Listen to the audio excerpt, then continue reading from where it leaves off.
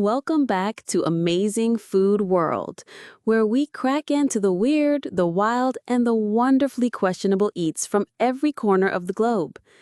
Today, we're tackling a food that's been called everything from delicacy to Satan's eyeball. It looks like a fossilized dragon egg, smells like ammonia, and tastes, well, that depends on who you ask. Get ready, because we're talking century eggs, also known as pidan, 100-year eggs, or the most misunderstood snack in Chinese cuisine. So, what exactly is a century egg? Let's clear something up right away. It's not actually 100 years old. No ancient scrolls, no cursed tombs, no preservation vault from the Ming Dynasty.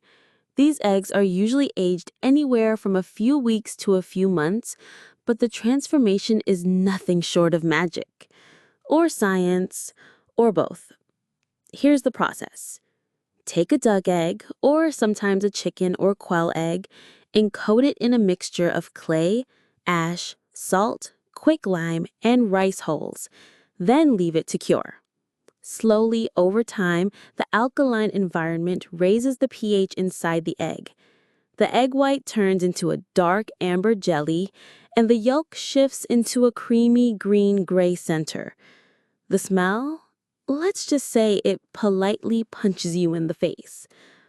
You peel it, and suddenly you're holding something that looks like it was plucked from the belly of a volcano. That glassy, dark brown jelly, a glistening orb that wobbles on your spoon like it's unsure if it belongs on Earth or another dimension. Now pause, because this is where the average person either leans in or runs. For many, it's a moment of confusion. Is this safe? Is it rotten? But nope, it's not rotten.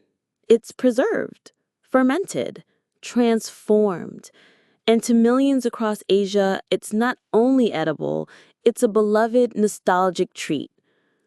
In China, century eggs are eaten in porridge, in dim sum, in cold appetizers with tofu and scallions.